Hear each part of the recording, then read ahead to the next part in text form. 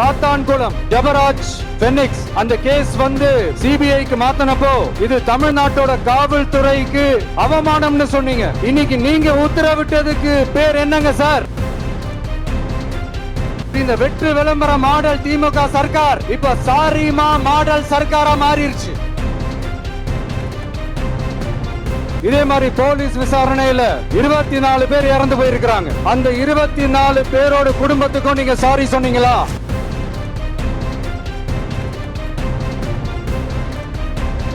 திருப்பவனம் மடப்புரம் அஜித் குமார் அவர்கள் ஒரு சாதாரண ஒரு எளிய குடும்பத்தை சேர்ந்த ஒரு இளைஞர். அந்த சாதாரண குடும்பத்துக்கு நடந்த அந்த கொடுமைக்கு சிஎம் அவர்கள் சாரி சொன்னாங்க, தப்பு இல்ல. இப்ப அதோட சேர்த்து இதையும் கொஞ்சம் பண்ணிருங்க சிஎம் சார். உங்களுடைய ஆட்சி காலத்துல இதே மாதிரி போலீஸ் விசாரணையில 24 பேர் இறந்து போயிருக்கிறாங்க. அந்த 24 பேரோட குடும்பத்துக்கும் நீங்க சாரி சொன்னீங்களா? தயவு செஞ்சு சாரி சொல்லிருங்க.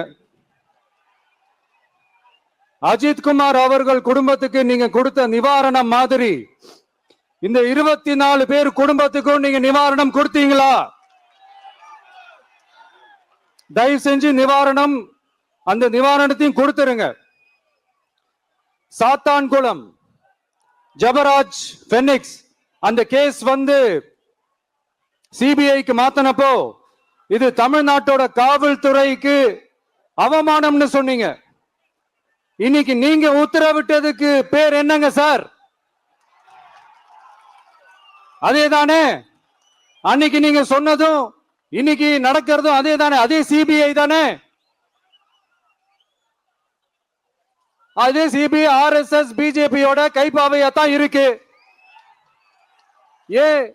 ஏன் நீங்க அங்க போய் ஒளிஞ்சுக்கிறீங்க?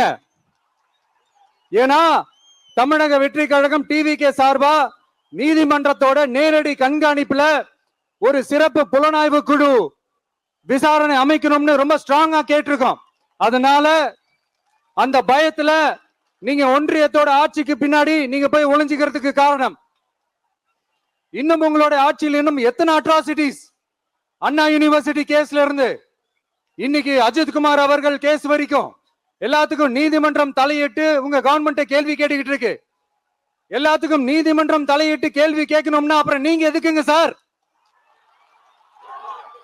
உங்க ஆட்சி எதுக்குங்க சார்? நீங்க உட்கார்ந்து இருக்கிற அந்த சிஎம் பதவி எதுக்குங்க சார்?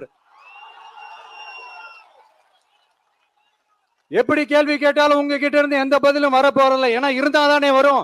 மேக்சிமம் உங்ககிட்ட இருந்து வர பதில் சாரிமா, தெரியாம நடந்துருச்சுமா, இல்லனா நடக்க கூடாதது நடந்துருச்சுமா, சாரிமா, அவ்வளவுதானே.